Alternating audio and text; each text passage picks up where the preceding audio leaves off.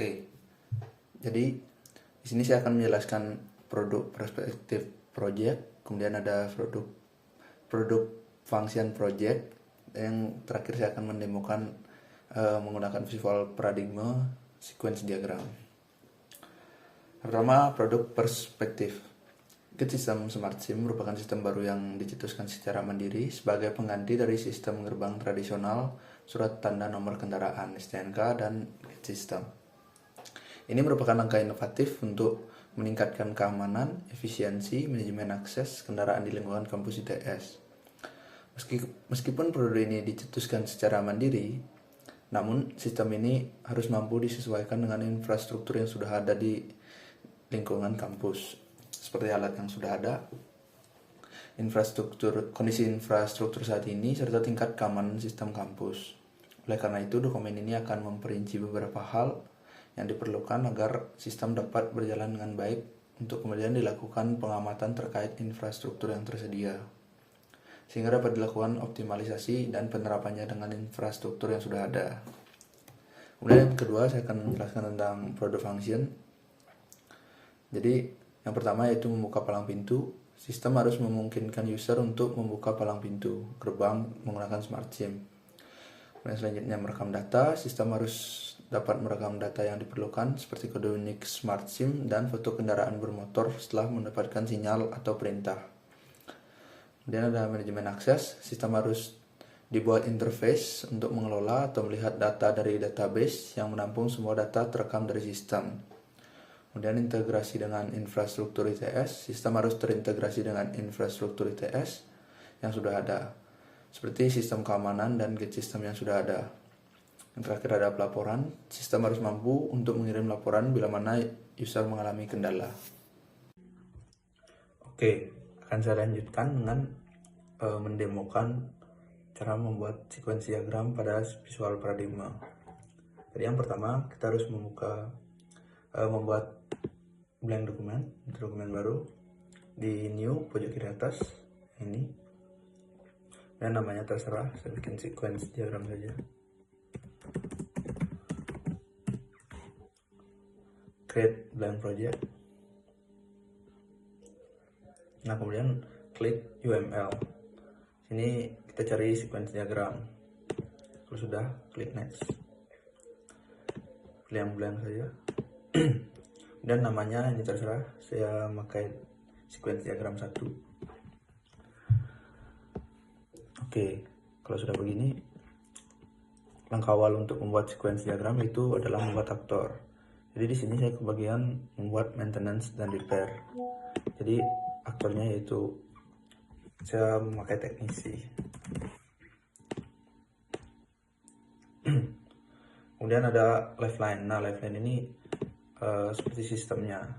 Jadi yang boundary lifeline ini halaman utamanya atau desktopnya. Di sini saya akan ketik halaman utama.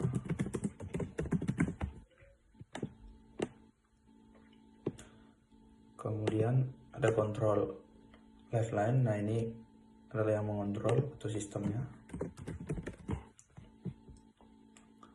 Dan yang terakhir ada entity lifeline. Nah, ini database-nya atau basis datanya.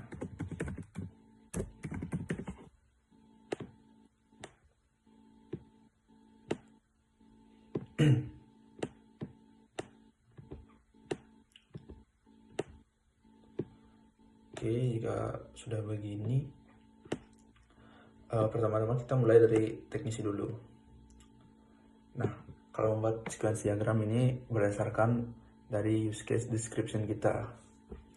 Jadi dalam use case saya, saya membuat awal teknisi. Oh ya, ini kita menggunakan message ya untuk membuat ke arah kanan. Untuk mengembalikannya kita menggunakan reply message yang ini. Oke, jadi yang pertama itu teknisi akan membuka daftar tugas. Kemudian halaman utama akan memberikan sinyal ke sistem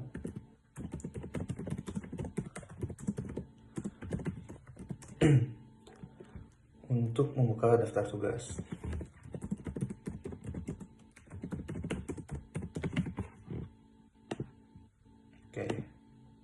Ini tulisannya bisa diatur besar kecilnya dengan menekan titik hitam di pojok kanan bawah ini.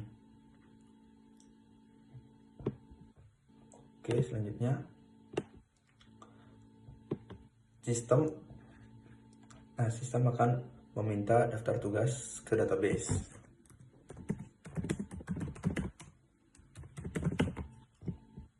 Nah, kemudian kita menggunakan reply message. Lalu database akan mengembalikan daftar tugas.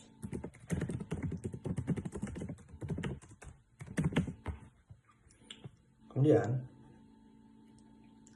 ini terdapat dua kemungkinan, yaitu jika daftar tugas itu ada, dan yang kedua jika tidak terdapat daftar tugas.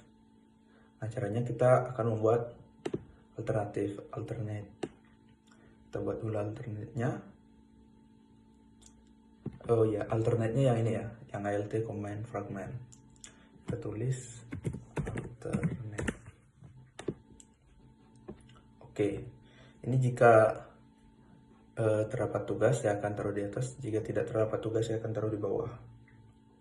Kemudian jika terdapat tugas, sistem akan membuka daftar tugas.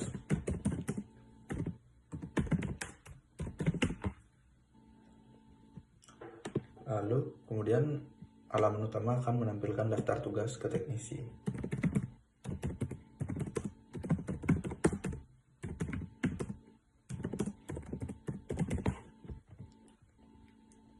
Oke.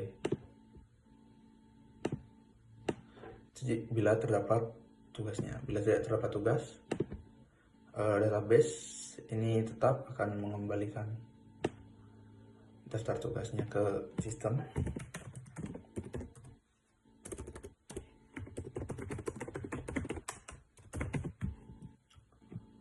Kemudian sistem akan memberikan perintah untuk tidak menampilkan daftar tugas karena tidak terdapat tugas.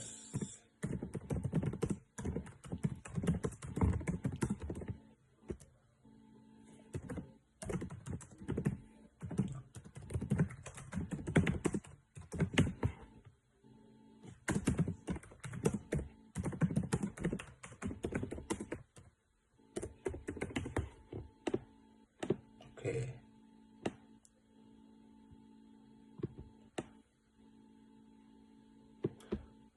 Nah, kemudian halaman utama tidak akan menampilkan daftar tugas.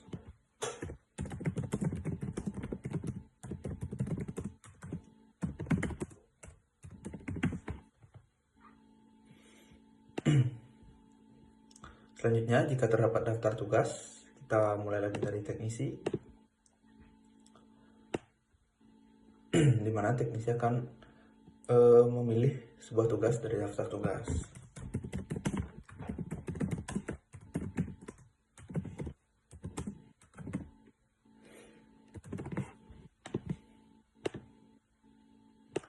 Kemudian, halaman utama akan memberikan sinyal untuk membuka daftar tugas yang dipilih.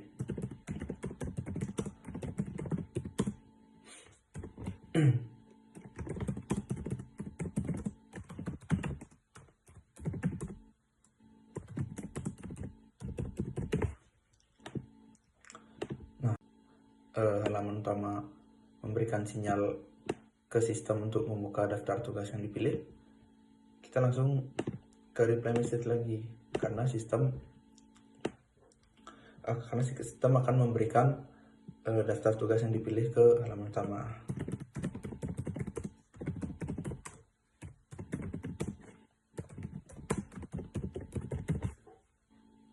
Dan reply lagi.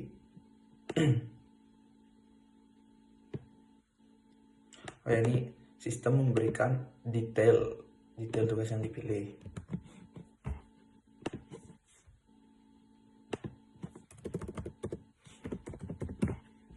Nah, dan di sini halaman utama akan menampilkan detail tugas yang dipilih.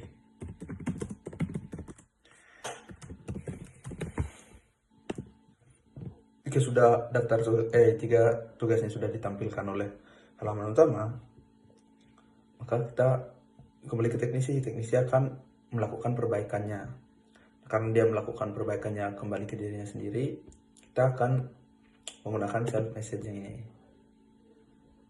Kita tarik saja, melakukan perbaikan.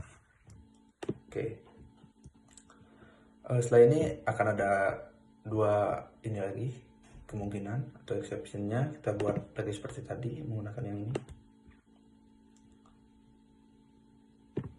Nah, jadi yang pertama itu jika tugas selesai dikerjakan atau berhasil, maka teknisi akan memperbarui status tugas menjadi selesai.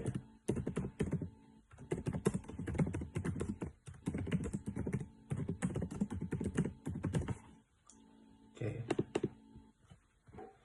kita buat dulu exceptionnya.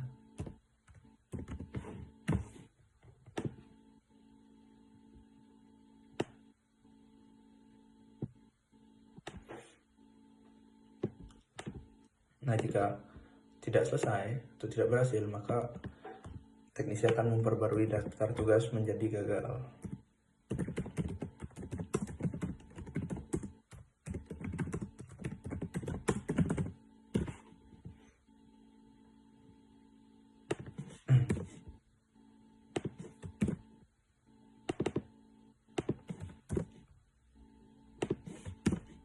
Oke. Nah, kemudian halaman utama akan memberikan sinyal ke sistem untuk memperbarui database.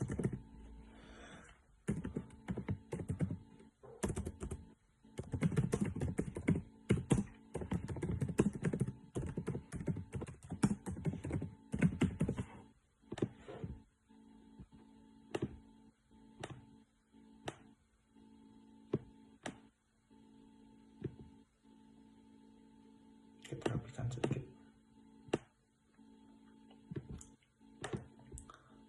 Nah, lalu sistem akan memperbarui database.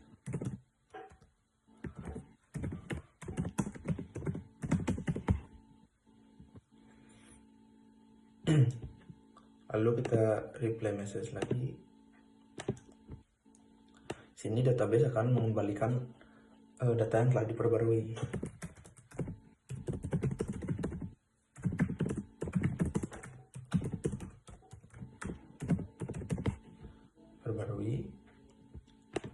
Kemudian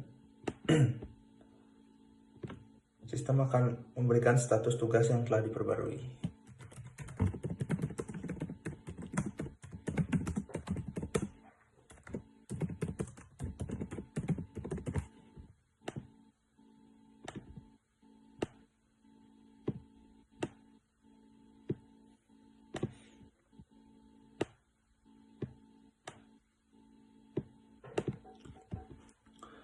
Oke, nah setelah itu halaman utama akan menampilkan status tugas yang telah diperbarui.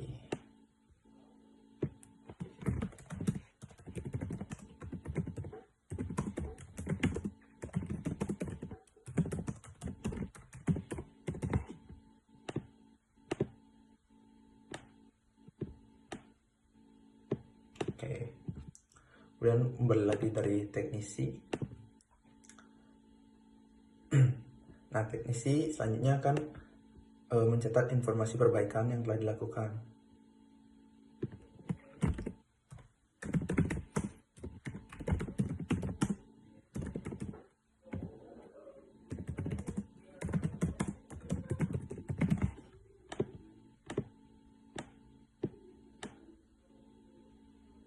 Jadi sudah dicatat di halaman utama, maka halaman utama akan memberi sinyal ke sistem untuk mencatat informasi perbaikan ke dalam database.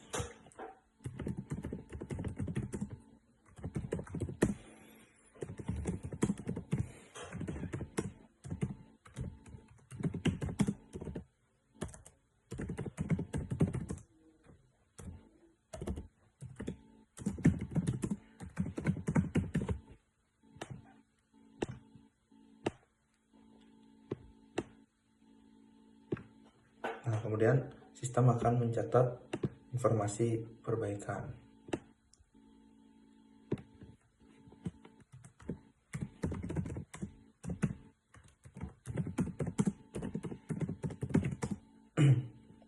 Ke dalam database.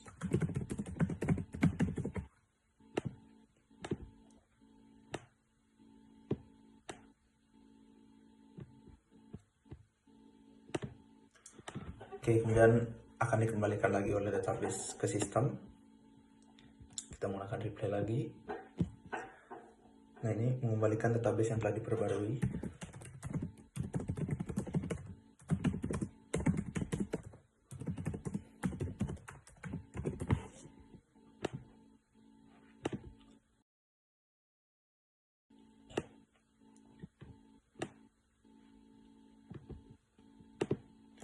Oke, kemudian sistem akan memberikan konfirmasi bahwa database telah diperbarui.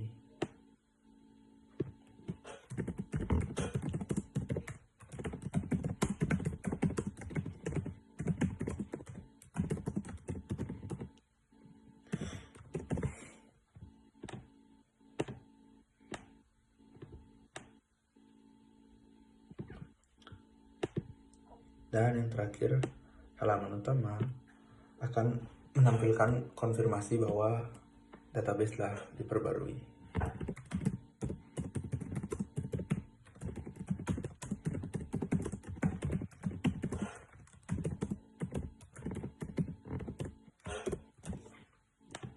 Oke, dengan begini selesai sudah sequence diagram saya. Nah, di sini saya menggunakan satu exception dan juga satu alternate path.